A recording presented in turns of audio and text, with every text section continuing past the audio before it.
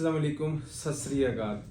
मेरे पास झेलम से नासिर इकबाल साहब आए हुए, तो उन्होंने कोई 3-4 साल पहले कोई मोटे होने की दवाई खाई है। स्टीरॉयड वाले लोग देते हैं ना मोटे होने की दवाई, तो इनसे खुद पूछते कि इसको क्या क्या पापड़ खिलाने पड़ गए और क्या क्या नुकसान होंगे, और अब तक दवाइयाँ खा रहे, कोई जितने नुकसानात इसको हो गए, कोई मसले मसाइल इसके गमगीन भी हो गए और मैदा भी किस तरह खराब हुआ, इसे खुद पूछते हैं हम। जी अस्सलाम वालेकुम।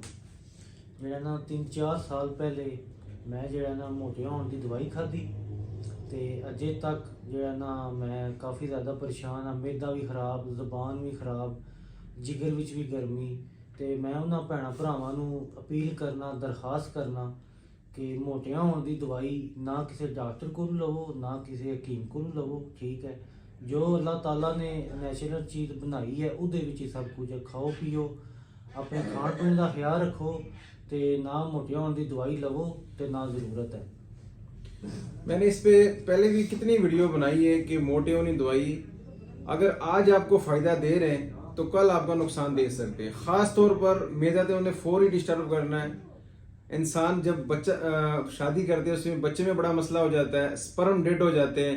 तो ये वीडियो लाइक सब्सक्राइब लाजमी करना है कि शेयर भी करना, किसी की फ़ायदा ही मिल जाए। क्योंकि स्टीरॉयड वगैरह और आपने मोटे होने दवाई कभी भी किसी बच्चों को या वालिदैन को मैं ख़ास तौर पर कह रहा हूँ कि अपने बच्चों पे ख़ास ध्यान रखे करो कि लोग जाते और स्टोरों से या दूसरे हकीमों के पास या डॉक्टरों के पास जाते हैं मोटे होने की दवाइयाँ। क्योंकि अक्सर जहाँ पे देखो दीवारों पे लिखे होते हैं कि 15 दिन के अंदर जिस्म खूबसूरत और मोटा, तो ऐसी दवाई कभी भी नहीं खानी, क्योंकि ऐसी दवाइयों से नुकसान पहुँचाता है। अगर आज आपको फ़ायदा दे देगा ना तो अगले दिन या महीने 2 महीने बाद साल बाद भी आपको 100% उसका नुकसान 100% हो जाएगा, उसकी वायरस अंदर रह जाती है।